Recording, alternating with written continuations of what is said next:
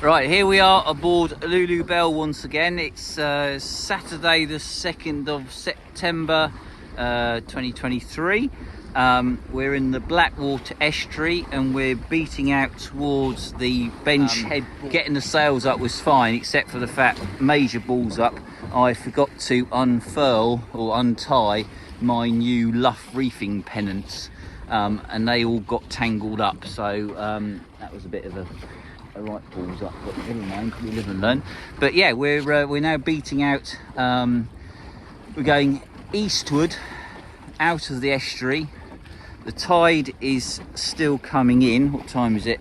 It's 12:30, so we've got another 2 hours till high water, and it's spring tide at the moment, so it's very high tide. So let's have a little look around.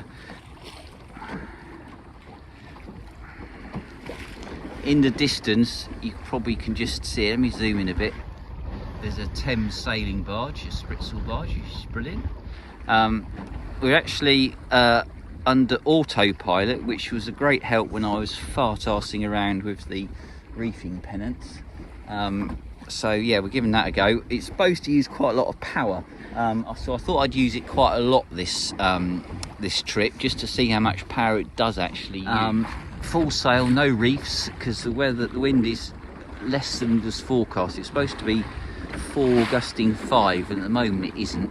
So we've got full main, full genoa, and if I come around this way, we've got fully extended batten roached mizzen, and we're tootling along at the moment at 2.5 knots, something like that, 3 knots, not very fast really. So yeah, this is fine. So we've just gone about. There's Bradwell power station. The autopilot is still steering. It's actually doing a really good job. But if you notice here, I don't know if you can see, the telltales are flying quite nicely.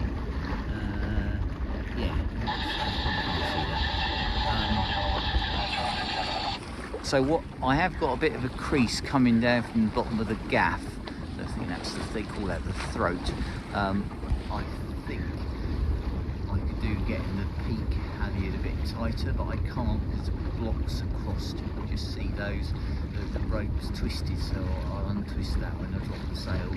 That might sort it out. But basically they're setting really nicely, and we're tootling along, and all is good. We've got 13.7 metres of water, and you can see there our course. We're not really on the purple line of righteousness, but we're sort of heading in that direction because the purple path of righteousness doesn't take into account the fact we've got a tack. So yeah, all is good. We have an issue. Something's given way up there, and I don't quite know what. So I'm not sure what we're going to do here, but we're going to have to do something about it because that's all flopping around. Right, this is going to be interesting. So we've dropped all the sails. We're motoring back in now. It's a bit of a shame. We foreshortened our trip. We didn't get out to Benchhead Buoy.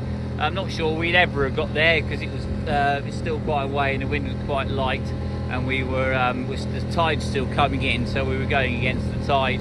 But yeah, with the sails have dropped, we're all perfectly okay. Head back into the marina. Should be loads of water over the sill, and we can then assess what's happened. Basically what's happened is the wire strop that holds the peak halyard to the gaff has given way. It's broken basically, so we're going to need a new one of them, making up by a rigger. So yeah, but these are the things that happen on a boat. Things break, and you've got to know, you've got to be able to cope with all of this stuff, and all the rest of it. So yeah, another learning experience.